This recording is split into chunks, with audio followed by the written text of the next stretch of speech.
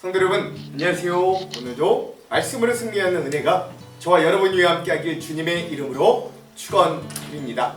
말도 많고 탈도 많고 문제도 많은 우리 고린도 교회 이야기들, 그러나 그게 고린도 교회에만 해당되는 이야기가 아니라 오늘 우리 교회의 이야기다 라고 읽으면 너무나도 공감되는 이야기, 우리 고린도전서 여행을 함께 쭉 떠나고 있습니다. 우리 어제 내용을 잠깐 기억해 볼게요. 우리 어제는 9장을 함께 읽었습니다. 7장부터 오늘과 내일 뭐 그 이후까지 읽을 10장까지의 문제는 사실 우상에게 바쳐진 제물을 그리스도인이 먹을 수 있는가 없는가 라고 하는 주제를 가지고 이야기합니다. 그래서 겉에 보기에는 우상 제물을 먹을 수 있는가 없는가의 문제 같지만 여기에서의 더 핵심은 뭐냐면, 그래서 우리에게 주어진 그리스도인으로서의 자유를 우리가 어떻게 사용할 것인가가 핵심 문제이기도 합니다. 내가 그리스도인이지만 내 자유를 포기하지 못하고 내 즐거움과 내 양심과 내 지식에 의해 마음껏 사용할 것인가, 아니면 다른 이들이 복음을 잘 얻기 위해 예수님과 같이 우리가 그 자유를 스스로 제한하고 절제함으로 다만 몇 사람이라도 구원에 이르도록 할 것인가 라고 하는 이 중요한 문제들이 이 안에 담겨 있던 거죠. 9장도 그런 내용이 일부였습니다. 복음을 위한 자유의 절제와 믿음의 경주, 그리고 그런 절제한 자들이 얻을 최후의 승리에 대해 이야기했던 거죠.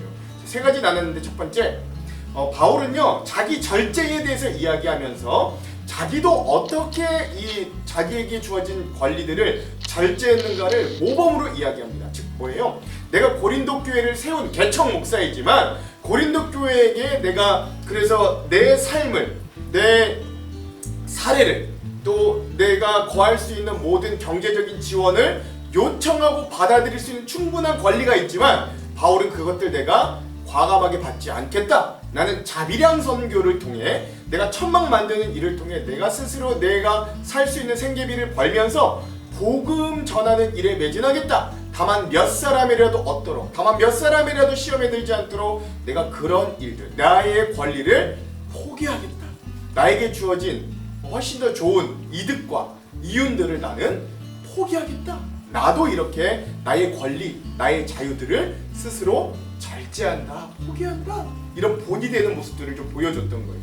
둘째, 그럼 그렇게 절제하는 바울의 목적은 무엇이냐? 그건 바로 다만 몇 사람이라도 복음을 얻기 위해 스스로의 권리와 자유를 제한한다는 거죠. 바울은 스스로가 원래 출신이 유대인이었어요. 바리새인 중에 바리새인이었고 학식이 뛰어난 자였고 로마 시민권을 가진 자유인이었습니다. 그러나 그는 유대인을 만날 때는 유대인들처럼, 율법이 없는 이방인들을 만날 때는 이방인들처럼, 연약한 자들을 만날 때는 연약한 자에 맞춰서, 자유인을 만날 땐 자유인처럼, 노예들을 만날 땐 노예인들에 맞춰, 또 여러 사람들의 여러 모습에 맞춰 그는 자기 자신을 내려놓고 그들에게 맞추는 배려와 사랑을 할 수 있었습니다. 왜? 다만 몇 사람이라도 구원을 얻게 하기 위해, 다만 몇 사람이라도 예수님께 돌아오게 하기 위해서 그렇다는 거죠. 우리에게도 참 울림과 귀한 본이 되는 모습입니다. 그러므로 마지막 세 번째, 그래서 복음을 위해 절제하고 희생하는 성도들을 바울은 어디에 비유하냐면, 이 당시 3년에 한 번씩 열렸던 올림픽과 같은 경주에 나가서 1등을 하기 위해, 즉 월계관을 쓰기 위해 절제하고 애쓰고 훈련하고 연단했던 이 운동 경기 선수들처럼 자기도 마지막에 우리에게 주어질 그 구원, 영생, 그것들을 바라보며 하나님 앞에 설 그날을 기대하며 주님이 주실 그 면류관, 썩지 않을 면류관을 기대하며 나도 복음을 위해 절제하고 희생하니 고린도 교회 성도 여러분, 이 말씀을 읽을 지금 우리 모든 성도들에게 그렇게 절제하고 희생하는 우리 그런 믿음의 경주를 함께 가자. 결국 영원히 썩지 않을 면류관을 함께 얻자 라고 이야기하는 이 바울의 모습들도 우리가 어제 함께 보았습니다. 여러분 잘 기억하실 거예요. 그래서 오늘 그래서 이제 이 우상에게 바친 제물을 먹을 것인가 안 먹을 것인가에 우리 이제 마지막 거의 종착역에 거의 다다라왔습니다. 이제 오늘은 우리 고린도전서 10장을 이제 계속 볼 건데요. 10-1의 시간입니다. 고린도 교회 여러 질문에 대한 답변 6번째 시간이고요. 분량은 10장의 전반부인 1절에서 13절까지 우리 함께 보겠습니다. 제목을 짓자면 그리스도인의 감당할 만한 시험, 자기 절제의 삶이라고 제목을 지어보았습니다. 자, 그럼 두 가지 맥을 짚고 이 맥에 따라 내용과 주안점을 함께 읽어보도록 할게요. 먼저 첫 번째, 자, 오늘 말씀에 보면 바울이 이스라엘 조상들의 실패사, 그들이 실패했던 역사들을 이야기하거든요. 왜 이것들을 꺼내는가? 자, 한번 잘 살펴보면서 말씀을 읽어봤으면 좋겠고, 두 번째, 자, 그래서 바울이 이스라엘 조상들의 실패를 너희들의 본보기, 즉 거울로 삼아 고린도 교회 성도들이 깨닫기 원했던 신앙의 포인트들은 또 무엇인가 깊이 묵상하면서 오늘 말씀을 읽어보는 시간 되었으면 좋겠습니다. 왜 자기들의 조상, 이스라엘 조상들이 실패한 이야기를 꺼내는가? 두 번째, 그렇게 꺼내서 깨닫기 원하는 포인트는 무엇인가? 우리 두 가지 맥을 짚으면서 오늘 말씀의 내용과 주안점을 함께 살펴보도록 하겠습니다. 먼저 내용을 봅시다. 오늘 10장 전반부의 내용은 이스라엘 조상들을 통한 교훈, 자유의 남용과 은혜의식의 회복이라고 하겠습니다. 제일 먼저 바울은 세 가지 오늘 자기들의 조상들을 통한 교훈을 이야기하는데, 첫 번째 교훈은 뭐냐면 은혜와 징계인 거예요. 성도 여러분, 여러분이 알았으면 하는 것이 있습니다. 그것은 우리 조상들이 다 구름 아래 있었으며 바다를 무사히 건넜던 일입니다. 이 광야에서 구름 기둥과 불 기둥, 그런 것들을 의미하는 거죠. 조상들은 모두 구름과 바다 가운데 세례를 받아 모세에게 속하게 되었습니다. 홍해를 건넌 이야기를 말합니다. 조상들은 모두 같은 영적인 음식을 먹었으며 만나와 메추라기를 말하죠. 다 같은 영적인 물을 마셨습니다. 광야에서, 샘에서, 반석에서 샘이와 콸콸 쏟아져 나왔던 르비딤 사건을 이야기합니다. 조상들은 그들의 동반자인 영적인 반석에서 나오는 물을 마신 것입니다. 그런데 이 반석은 그리스도였습니다. 그러나 하나님께서는 조상들 대부분을 기뻐하지 않으셔서 그들은 광야 가운데서 죽어 흩어지게 되었습니다 라고 하는 것입니다. 그러니까 즉 바울은 자기들의 조상들이 하나님께 어떤 은혜를 받았는가를 구체적으로 설명합니다. 출애굽의 은혜가 있었어요. 또 출애굽을 하기 위해 홍해를 가르셨고, 홍해를 가른 이후에 불기둥과 구름기둥으로 인도해 주셨어요. 만나와 메추라기로 먹여 주셨어요. 광야, 물이 없는 광야에서 반석을 쳐, 그 반석에서 샘이 솟아 그들에게 마시어서 생명을 얻도록, 구원을 얻도록 인도해 주신 겁니다. 포로되고 종된 그들이 출애굽을 통해 자유를 얻었어요. 해방을 얻었어요. 그리고 그들의 삶을 이어갈 수 있는 생명과 양식과 목마름이 해결될 해갈과 기쁨과 자유를 얻었어요. 그러나 그랬던 조상의 대부분들의 삶을 보니 하나님이 기뻐하지 않으셔 그들을 광야에서 죽어 흩어지게 하는 결과를 맺게 하셨다. 우리 이 부분 일단 주안점에서 더 깊은 은혜들을 나눠볼게요. 그래서 왜 그럼 그들이 그렇게 광야에서 죽을 수밖에 없었는가? 조상들을 통한 두 번째 교훈은 뭐냐면, 그래서 그런 실패를 본보기로 삼으라는 겁니다. 구체적으로 어떻게 실패했는가를 이야기합니다. 이런 일은 우리에게 본보기가 되어 우리는 그들처럼 악한 일을 즐겨하지 말라는 경고가 됩니다. 여러분 중에 우상숭배를 하는 사람들이 있는데 여러분은 그들처럼 우상숭배하지 마십시오. 성경에 백성들이 앉아 먹고 마셨으며 일어나 춤을 추었다고 기록되어 있습니다. 조상들 중에 가늠한 사람이 있었는데 우린 그들처럼 가늠하지 맙시다. 그들이 가늠하다가 하루에 23,000명이 죽임을 당했습니다. 또 우리 조상들 중에는 주님을 시험하다가 뱀에 물려 죽은 사람들이 있었습니다. 우리는 그들처럼 주님을 시험하지 맙시다. 조상들 중에는 불평을 늘어놓다가 멸망시키는 천사에게 멸망당한 사람들이 있었습니다. 그러니 여러분들은 불평하지 마십시오. 이 모든 일들은 우리 조상들에게 본보기로 일어난 일들이며 세상의 종말이 다가오는 시대에 살고 있는 우리에게 경고를 하기 위해 기록되었습니다. 라고 하는 것이죠.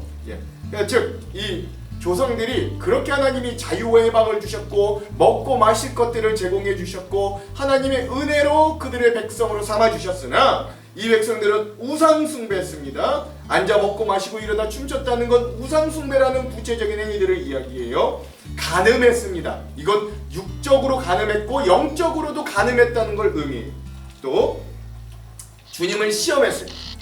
주님이 우리를 치료해 주시지 못할 거야 라고 해서 불뱀에 물려서 다 죽게 돼요.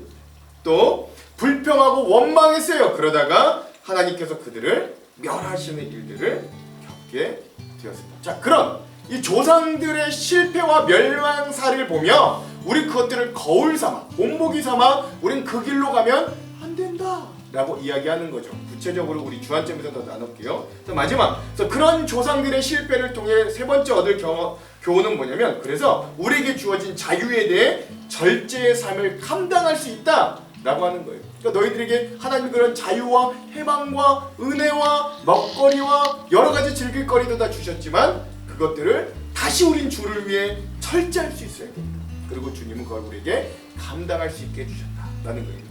그러므로 자기가 굳게 서 있다고 생각하는 사람은 넘어지지 않도록 주의하십시오. 누구나 겪는 시험 외에 여러분에게 닥칠 시험은 없습니다. 하나님은 신실한 분이셔서 여러분이 감당할 수 있는 능력 이상의 시험을 당하도록 내버려 두지 않으십니다. 그리고 여러분이 시험 당할 때에 시험을 견디고 거기서 빠져나올 수 있는 길을 주십니다 라고 하는 것이죠.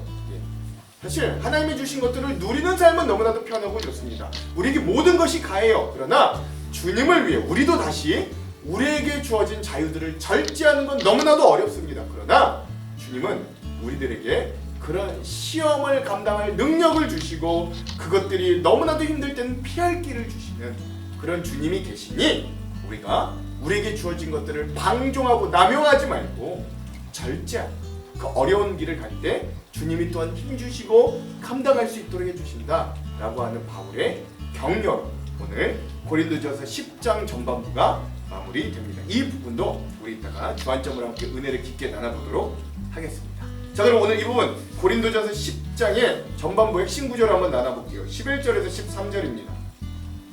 그들에게 일어난 이런 일은 본보기가 되고 또 말세를 만난 우리를 깨우치기 위하여 기록되었느니라. 그런즉 선줄로 생각하는 자는 넘어질까 조심하라. 사람이 감당할 시험 밖에는 너희가 당한 것이 없나니 오직 하나님은 미쁘사 너희가 감당하지 못할 시험 당함을 허락하지 아니하시고 시험 당할 즈음에 또한 피할 길을 내사 너희로 능히 감당하게 하시느니라. 아멘. 그렇죠? 오늘 이 모든 말씀들이 잘 종합되어 있는 이 말씀을, 또 유명한 말씀을 오늘 고린도전서 10장 전반부의 핵심 구절로 삼아 보았습니다. 자, 그럼 오늘 이 부분에 대한 주안점 세 가지를 함께 나누고 오늘 말씀을 한번 읽어볼게요. 먼저 첫 번째, 자, 오늘 10장에서 바울은 가장 먼저 이스라엘 조상들이 하나님의 엄청난 은혜를 입은 백성임을 기억하라, 그걸 기억하게 합니다. 1절, 형제들아 나는 너희가 알지 못하기를 원하지 아니하노니 우리 조상들이 다 구름 아래 있고 바닷 가운데로 지나며. 아멘. 그렇죠? 사도 바울은 고린도 교회 성도들을 권면하면서 가장 먼저 이스라엘 조상들은 하나님의 절대적인 은혜를 받은 사람들이라고 이야기합니다. 구약시대 이스라엘 조상들은 엄청난 하나님의 능력을 직접 체험하면서 어느 누구도 맛보기 힘들었던 신령한 은혜를 누린 자들이 되었어요. 특별히 구름 아래 있고 바닷 가운데 지나갔다 라고 하는 말은 출애굽 사건을 가리킵니다.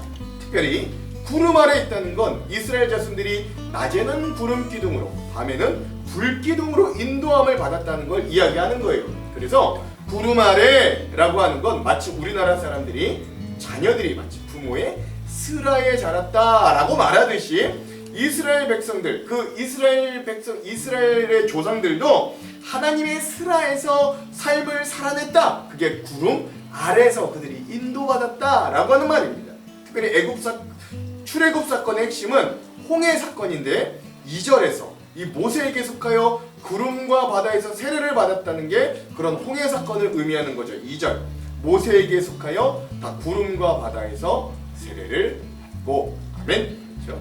바울은 여기서 홍해 사건을 세례로 비유하여 이야기하는 거예요. 그들이 떠나왔던 애굽이 죄와 사망의 상징이라면 그들이 그 출애굽해서 떠나는 가나안을 향한 길은 복과 생명의 상징이 되었던 겁니다.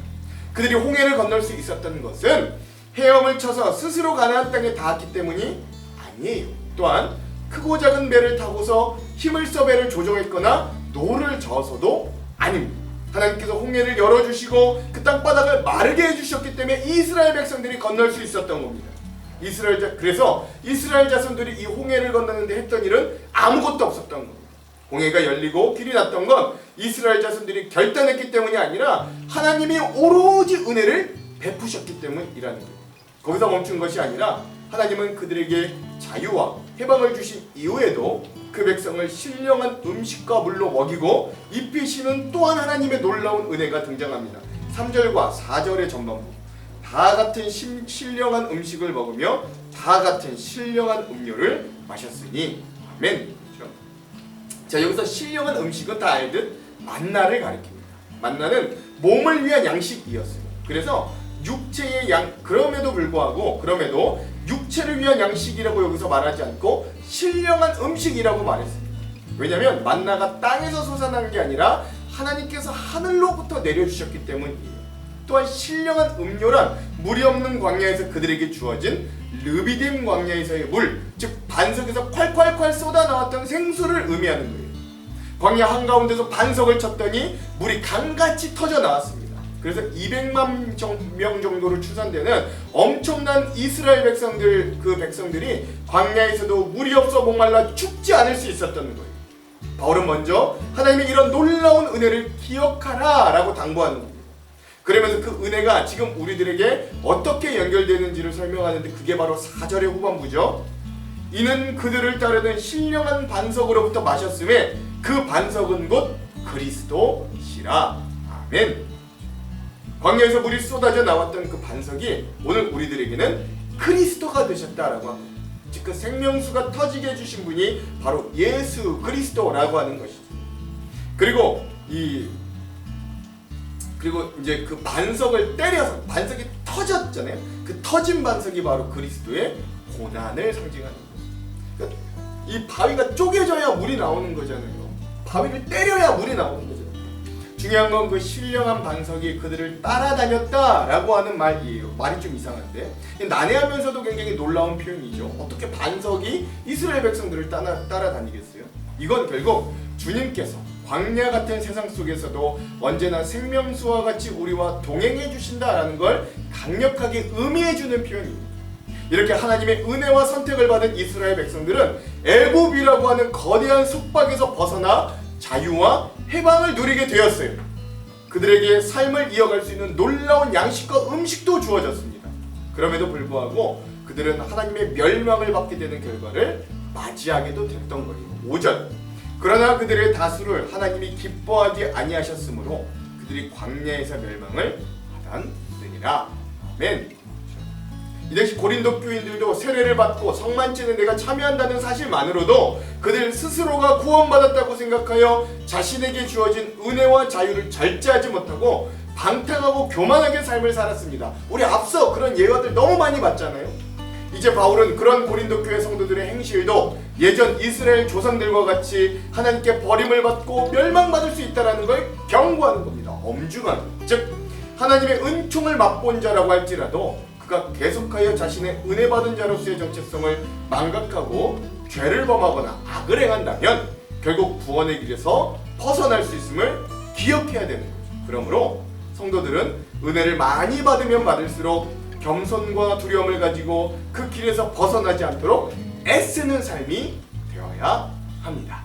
자, 두 번째, 바울은 어제 우리 지난 9장의 말씀에서 성도들에게 믿음의 경주에서 최후의 승리를 얻기 위해 자신의 자유를 포기하고 절제와 극기의 삶을 살아야 된다는 결론에 내렸어요.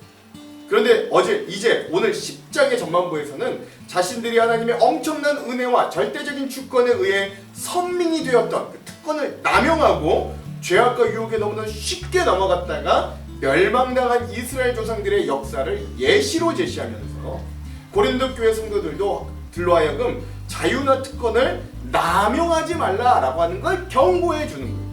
앞서 말씀드렸듯 이스라엘 백성들은 그 어느 민족도 받지 못했던 하나님의 구원, 극진한 사랑과 은혜를 받았음에도 불구하고 그들에게 주어졌던 해방과 자유를 가지고 우상 숭배에 물들었고 배가 부르자 집단적인 간음주에 빠졌고 고의적으로 하나님을 시험했을 뿐만 아니라 감히 하나님에 대해 터무니없는 원망과 불평을 늘어놓기까지 했던 겁니다. 구체적으로 우리 7절에서 10절에 어땠는지 한번 봅시다. 그들 가운데 어떤 사람들과 같이 너희는 우상 숭배하는 자가 되지 말라. 기록된 바 백성이 앉아서 먹고 마시며 일어나서 뛰는 다음과 같으니라. 그들 중에 어떤 사람들이 음행하다가 하루에 23,000명이 죽었나니 우리는 그들과 같이 음행하지 말자. 그들 가운데 어떤 사람들이 주를 시험하다가 뱀에게 멸망하였나니 우리는 그들과 같이 시험하지 말자. 그들 가운데 어떤 사람들이 원망하다가 멸망시키는 자에게 멸망하였나니 너희는 그들과 같이 원망하지 말라. 아멘. 이렇게 구약시대 이스라엘의 조상들은 하나님의 백성으로 특별히 선택된 자들이었음에도 불구하고 그들이 받았던 자유와 해방, 배부름과 은혜를 선용하기보다는 오히려 자신들의 악한 욕망을 채우는 데 사용했기 때문에 그 결과 결국 그들의 대부분의 사람들이 약속의 땅 가나안으로 들어가지 못하고 광야에서 죽은 징벌을 받게 된 겁니다. 출애굽 1세대가 그랬잖아요.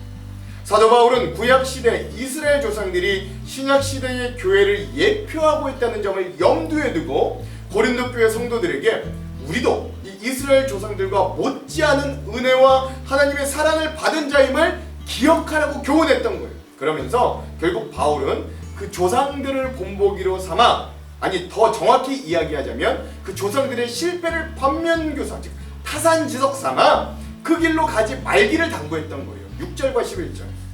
이러한 일은 우리의 본보기가 되어 우리로 하여금 그들이 악을 즐겨하는 것 같이 즐겨하는 자가 되지 않게 하려 함이니. 11절. 그들에게 일어난 이런 일은 본보기가 되고 또한 말세를 만난 우리를 깨우치기 위하여 기록되었느니라. 아멘. 이제 방금 읽었던 6절과 11절에 나타난 이 본보기라는 말이 원래 처음 그 개역 성경에는 우리에게 거울이 되어 라고 표현되어 있습니다. 즉 거울은 나의 모습을 있는 그대로 보여주는 도구이잖아요. 즉 이스라엘 조상들의 모습이 오늘 우리들에게 거울이 되어서 우리 자신의 모습을 되돌아보는 본으로 삼아야 함을 말해주고 있는 거죠. 즉 이런 본보기를 통해 알 수 있듯 어떤 이가 하나님의 선택을 받은 선민이라고 하여 또한 예수 그리스도의 은혜를 입어 구원을 받았다고 자부하고 확신하는 성도라고 하더라도 그의 일상의 삶의 행위를 죄악 가운데서 돌이키지 않는다면 징계와 멸망의 채찍을 피할 길이 없음을 기억할 수 있어야 됩니다. 앞서 9장에서 바울이 직접적으로 자유를 절제하라고 말한 후에 이어서 오늘 10장의 말씀을 통해 자유를 절제할 줄 몰랐던 이스라엘의 패망의 역사를 기억하게 하므로 그리스도인의 자유의 절제의 필요성을 오늘 이 10장에서도 여전히 간접적으로 계속 증언하는 것이 중요한 포인트다라고 하는 거예요. 이렇게 조상들의 실패까지 이야기를 꺼낸 건 너희들이 절제하는 삶을 살 수 있어야 된다라는 데 방점이 있다는 거죠. 그러므로 오늘 우리 그리스도인들도 우리 값없이 주어진 죄에서의 해방, 하나님께서 일용할 것들로 주어진 삶에 필요한 좋은 것들을 채워주시는 은혜를 나의 욕망을 채우는 것과 내 자유의 방임의 도구로 사용하지 말고 언제나 시시각각으로 다가오는 수많은 죄의 유혹들을 철저히 물리치고 하나님의 뜻에 합당한 삶을 살기 위해 늘 자신을 돌이키며 성령의 도우심으로 새롭게 변화되는 믿음의 자세를 지닌 성도가 되기를 간절히 소망합니다. 자, 마지막 세 번째. 그러므로 바울은 오늘 이런 메시지를 1차적으로 결론적으로 이렇게 내고 있는 거예요. 12절. 그런즉 선줄로 생각하는 자는 넘어질까 조심하라. 아멘. 그렇죠? 유명한 말씀입니다. 여기서 선줄로 생각하는 자는 바로 고린도 교인들 가운데서 오늘 우리 성도들도 마찬가지예요. 스스로 믿음이 강하다고 여기며 내가 이미 구원에 이르렀기 때문에 나의 삶에 더 이상 회개는 없고 나의 육체적인 삶은 무엇을 해도 가하다고 여기던 교만한 성도들이었습니다. 이들은 스스로를 그리스도에 의해 구원되었고 내가 또한 교회의 성만찬에 참여하기 때문에 하나님의 은혜는 나에게 당연한 거다, 내 구원은 따는 당상이다 라고 여겼던 거예요. 또한 우상과 우상제물에 대해 내가 모든 것을 안다, 내 그 지식도 있다, 그러므로 나는 거릴 게 없다라고 자처하면서 우상 숭배의 죄악을 서슴지 않고 범하였던 자들이기도 합니다. 그러므로 이러한 자들의 행태를 바울은 꼬집으면서 스스로 믿음이 강하다고 자부하면서 하나님의 택한 백성이라기보다는 특권 의식에만 사로잡혀 이 바른 신앙 위에 서지 못한다면 그 사람도 결국 넘어질 수 있음을 애둘러 경고하는 거죠. 우리는 모두 완전히 서기 위한 과정 중에 있습니다. 우리 모두가 예수 그리스도로 인해 구원의 확신을 가지고 있지만 그렇다고 구원의 완성에 이른 건 아니에요. 이거 정확히 아셔야 돼요. 그건 이제 구원파들이 말하는 구원, 내가 예수를 만났으면 완전히 끝났다, 완전 구원이다, 이건 구원파들이 말하는 구원. 우리가 말하는 구원은 이미와 아직, 우리 이 땅에서 예수 그리스도를 받아들임으로 이미 구원 얻었지만 아직 구원의 완성엔 이르지 못했다. 그러므로 끝까지 그 길을 향해 달려가는 거예요. 그럼 우리는 하나님 앞에 설 때까지 평생 성장하고 믿음으로 자라날 사람들입니다. 그래서 사실 신앙생활이 그래서 어려워요. 이미 선 것 같으나 아직 멀기도 합니다. 때론 우리의 부족함이 우리를 낭망하기도 하기 때문입니다. 그러나 한편 바울은 고린도 교인들을 향한 이 경고의 말들과 함께 일어선 줄로 아느냐 넘어질까 조심해, 이런 경고의 말과 아울러 그러나 또한 그 평생의 길을 잘 달려갈 수 있는 위로의 말도 함께 해주는 거죠. 예수 그리스도를 믿는 성도는 삶 속에 많은 시험과 유혹을 겪게 되지만 이런 것들을 능히 성도가 감당할 만한 것들로 주어지고, 그렇게 우리에게 주어진 시험의 목적 또한 성도를 죄에 빠뜨리기 위한 게 아니라 연단시키기 위해 하나님께서 베푸시는 은혜라는 걸 기억하라는 거예요.